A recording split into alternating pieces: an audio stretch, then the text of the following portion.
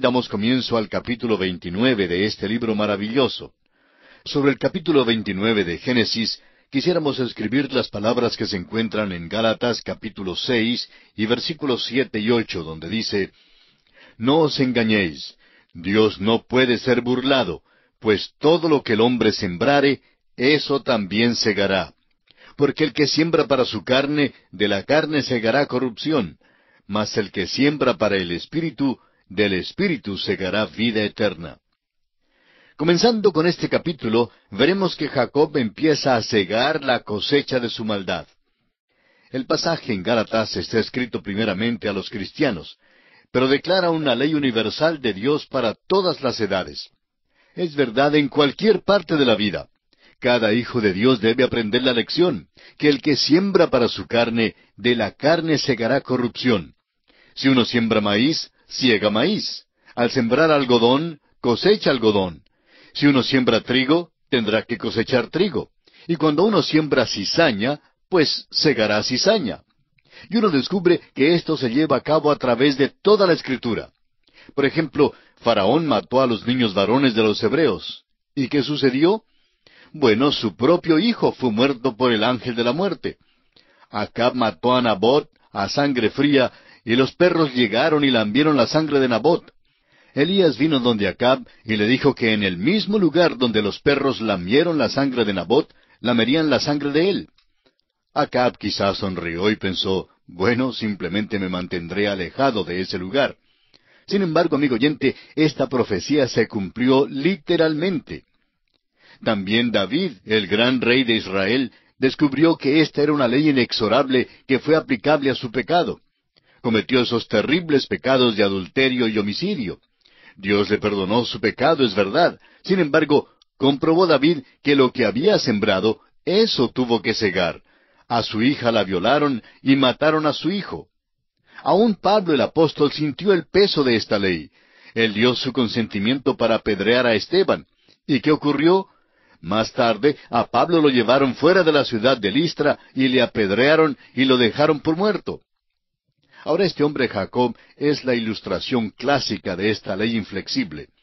Él vivía por su ingenio. Era algo confiado y presumido y nunca se había encontrado con la horma de su zapato.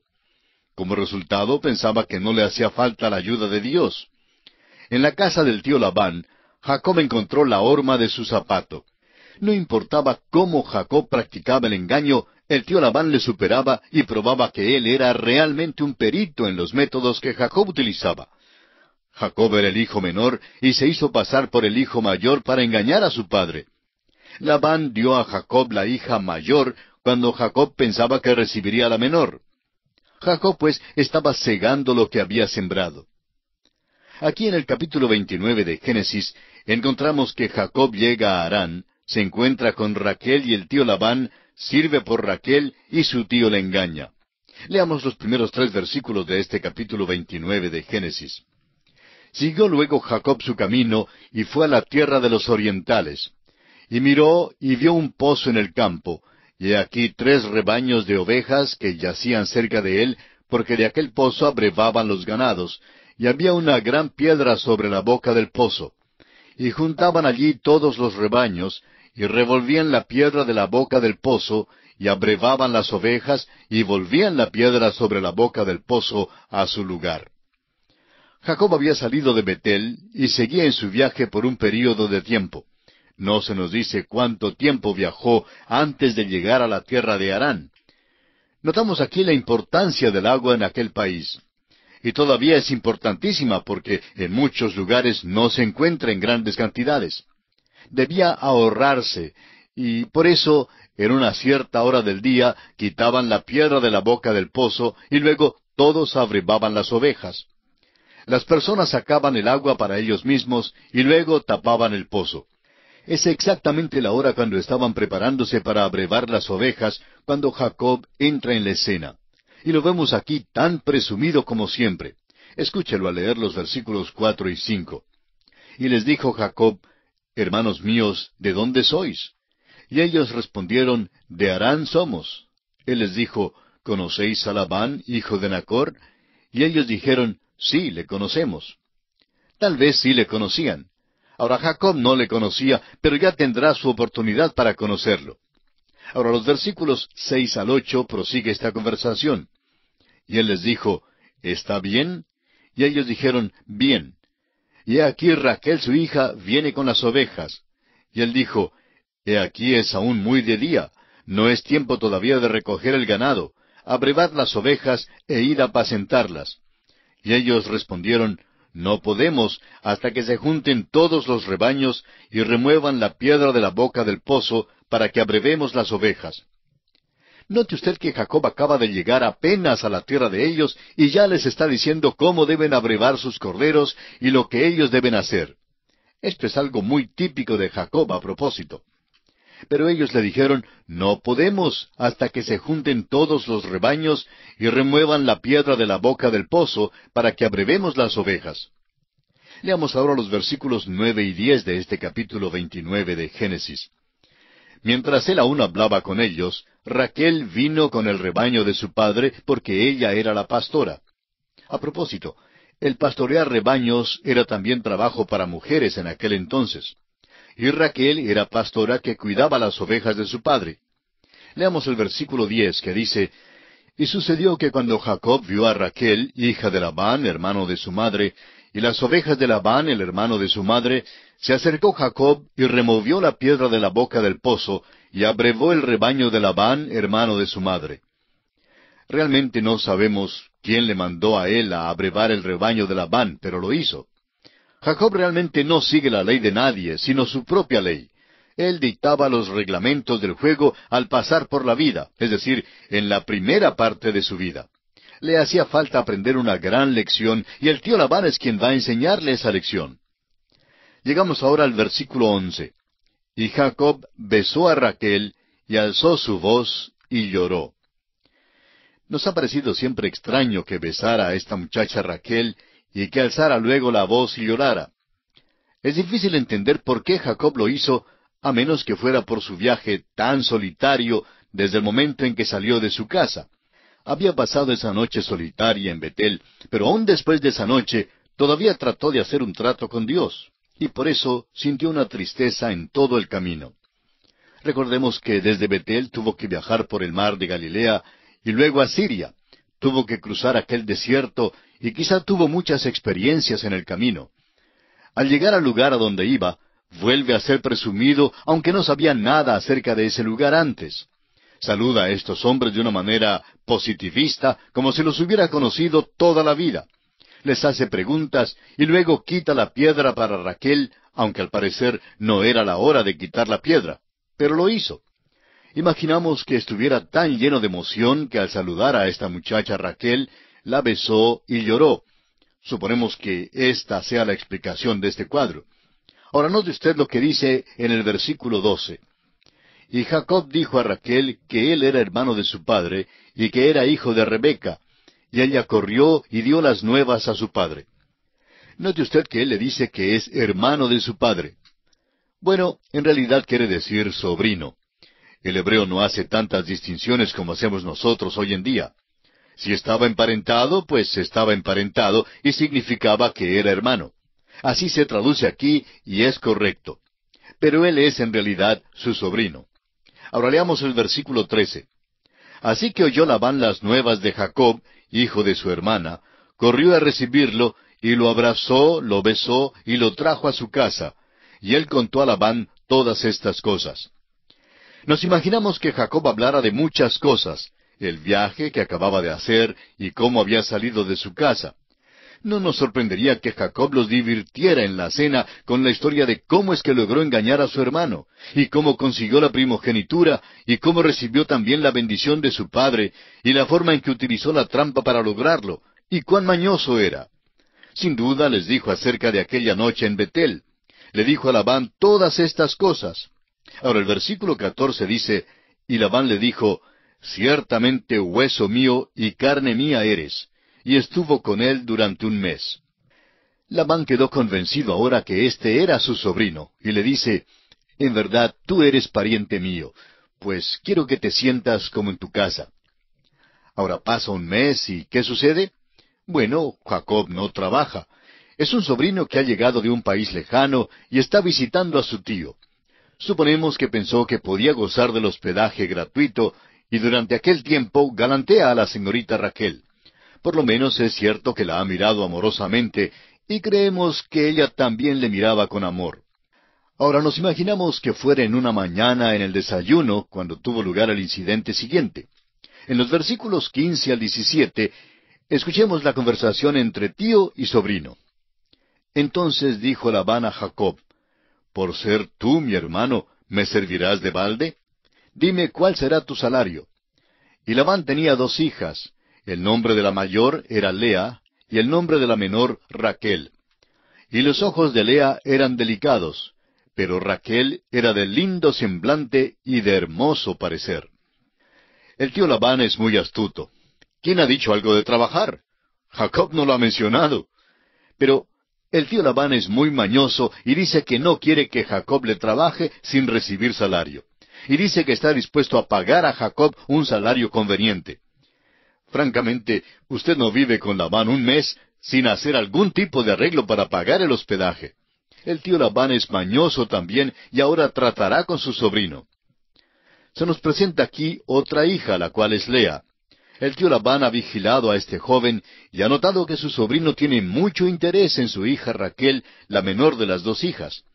Se nos explica la razón por la cual sucedió esto para que lo comprendamos. Raquel es una joven bella. Los ojos de Lea, se nos dice, eran delicados, lo que quiere decir que no era nada bella. Al leer algunos de los dramas del dramaturgo griego Eurípides, se nota que cuando un joven quería decir algo favorable en cuanto a su novia, pues le decía que tenía los ojos como los ojos de una vaca. Ahora, algunos de nosotros tendríamos dificultad en considerar que esto fuera un cumplido. Pero, ¿ha mirado usted una vaca últimamente, es decir, ojo a ojo? Bueno, la próxima vez que se encuentre con una vaca, mírela ojo a ojo y podrá notar cuán bellos son los ojos de la vaca. Así pues, cuando los griegos pensaban que la mujer era bella, decían que tenía los ojos de una vaca. Pero notemos que aquí en cuanto a Lea, se nos dice que los ojos eran delicados, lo que realmente quiere decir no tenía nada de belleza. Bueno, leamos ahora el versículo 18 de este capítulo 29 de Génesis. Y Jacob amó a Raquel y dijo: «Yo te serviré 7 años por Raquel, tu hija menor». Vemos que Jacob estaba bien enamorado.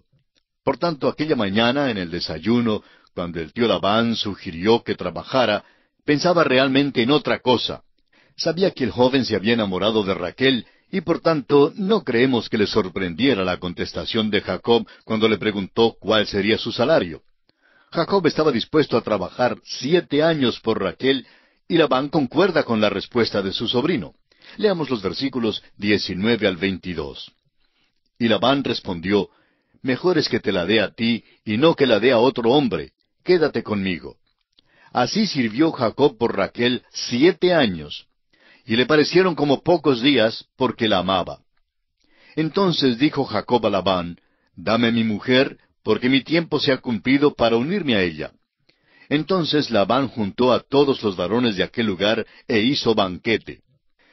Encontramos aquí una de las cosas más amables que se dicen acerca de Jacob. Francamente, la única parte de la vida de este hombre, es decir, la primera parte de su vida, que tiene algo de hermoso, de noble o admirable, es su amor por Raquel. Eso es muy descollante.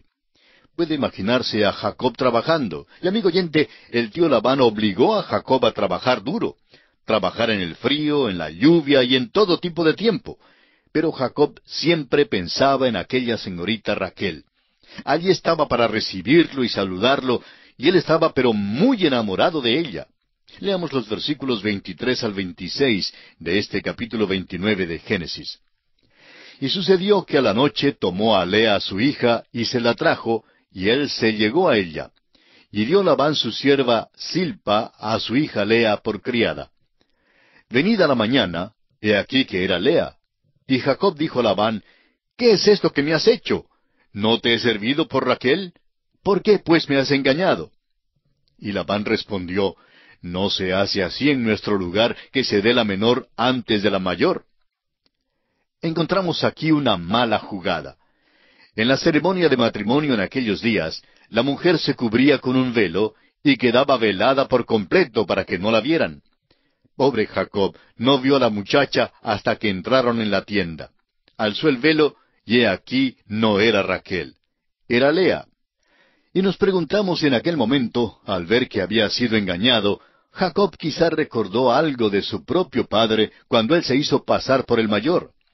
Engañó a su padre y por eso tuvo que huir de la casa. Había recibido la bendición, pero en cambio había engañado a su padre. Dios no apoya ese tipo de conducta, no la aprueba de ninguna manera.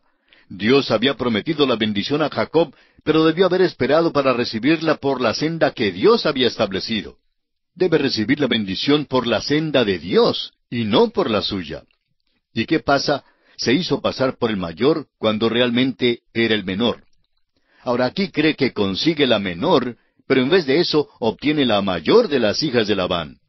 Se le vuelve la tortilla, pudiéramos decir, y esto es una cosa muy terrible para Jacob. Es cosa criminal lo que le ha hecho Labán, pero note usted cómo el tío Labán lo da como legítimo. Es un perito en ese tipo de cosa. Le dice a Jacob que había una cosa pequeña en el contrato, una cláusula pequeñita, en letra chiquita, allá en su contrato. Simplemente olvidó mencionárselo a Jacob.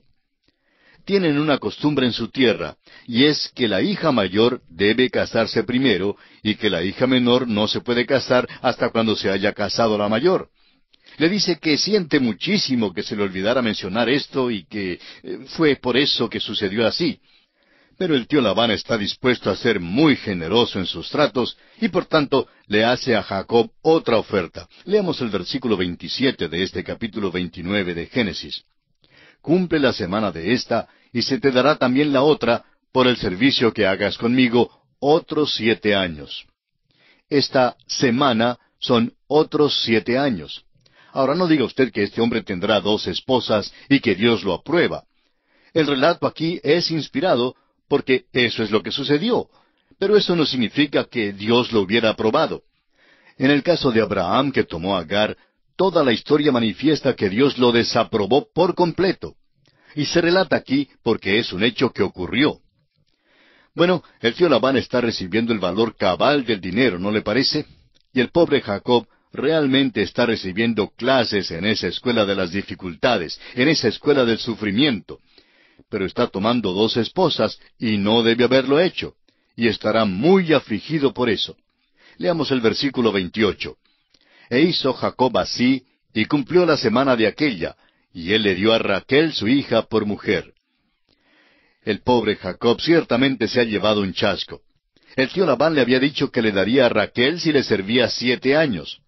Ahora Jacob sirvió los 7 años, pero recibió a Lea. Bueno, después de todo, él también había engañado a su padre y a su hermano, haciéndose pasar por el hijo mayor cuando en realidad era el menor. Ahora se le da la mayor cuando pensaba recibir la menor. Sirve al tío Labán el doble del tiempo que había concordado al principio. Los 7 años habrían de ser muchos, pero en todo sirvió 14 años y ahora tiene 2 esposas. Amigo oyente, Dios no aprobó esto. Este hombre encontrará muchísimos problemas en su familia de aquí en adelante, y todos, por supuesto, datan de sus propios métodos que empleaba y que Dios no aprobó. Leamos los versículos 29 al 32. Y dio Labán a Raquel su hija, su sierva Bilha, por criada. Y se llegó también a Raquel, y la amó también más que a Lea, y sirvió a Labán aún otros 7 años. Y vio Jehová que Lea era menospreciada, y le dio hijos, pero Raquel era estéril. Y concibió Lea, y dio a luz un hijo, y llamó su nombre Rubén, porque dijo, ha mirado Jehová mi aflicción. Ahora, por tanto, me amará mi marido. Toda esta historia contrasta con la venida del siervo de Abraham a buscar la esposa para Isaac. El siervo acudió a Dios continuamente por su dirección. Jacob viajó por su propio ingenio y estaba absolutamente seguro y porfiado. La decepción que experimentó por mano de Labán mostró que no le era posible depender de su propia fuerza y habilidad. Le faltaba la dirección del Señor en su vida. Y así también al cristiano hoy en día le falta la guía del Señor y la plenitud del Espíritu Santo para todo momento de cada día. Lea es una persona triste, pero llega a ser la madre de Rubén, el hijo mayor. Sin embargo, él no iba a iniciar la línea que conduce a Cristo. En realidad, el que conducirá a Cristo será Judá, el hijo que le nace a Lea de último. Lea tuvo 4 hijos. Le nació Rubén, y en el versículo 33 le nace Simeón. Luego en el versículo 34 le nació Leví. Y el 4.º hijo, en el versículo 35, es Judá. Y en realidad tuvo unos hijos destacados. Judá es de quien procede la línea real. David era de esta línea, y más adelante, por supuesto, el Señor Jesucristo mismo. Según la carne, Cristo procedió de la línea de Judá. Leví dio origen a la tribu sacerdotal. Usted recordará que Rubén perdió su puesto de primogénito por causa de su pecado. Este capítulo 29 concluye pues con la bendición de Dios sobre Lea, dándole 4 hijos.